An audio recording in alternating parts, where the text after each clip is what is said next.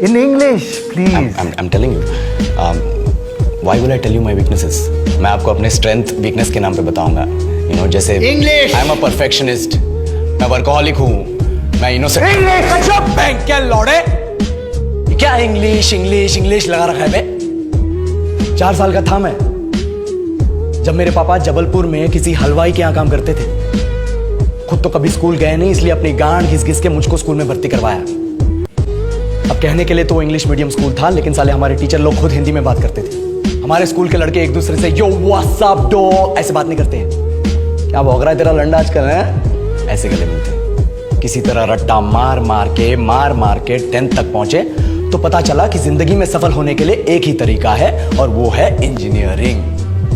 सब यही कहते थे। माँ बाप, टीचर लोग, गली का वॉचमैन भी हमसे पूछता था, और भैया कैसी चल रही है आपकी तैयारी? भाग बेंचो, तुमको क्या करना है?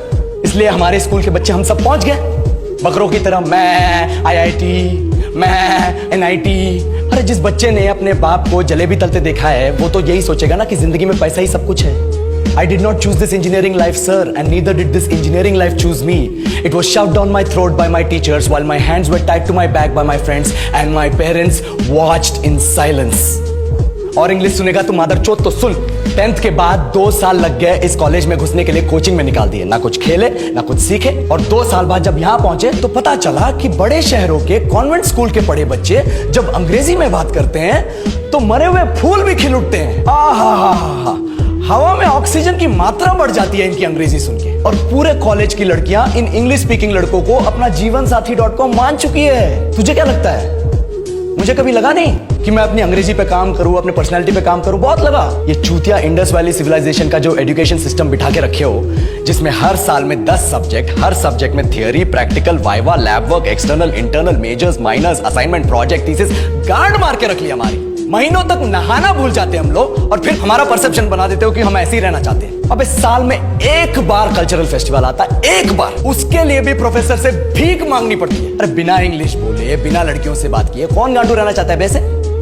पर टाइम कहाँ है कुछ सीखने के लिए? लगे पड़े कोडिंग सीखने, 3 लैंग्वेज सीख रहे हैं अलग अलग इंग्लिश छोड़ के। लेकिन जब प्लेसमेंट्स की बात आई तो सबको एप्टीट्यूड चाहिए, पर्सनैलिटी चाहिए, इंग्लिश स्पीकिंग चाहिए। It is not that we can not speak English, sir. We are just very conscious of our diction and our pronunciation, and we are not confident to speak in front of anyone else. If the curriculum was a little bit diverse, if the engineering colleges in our country focused on our all-round development instead of functioning like a goddamn factory that is just mass producing robots by killing their dreams and handing out degrees, I would not be sitting here in this pointless HR interview, the likes of which exist only in our country.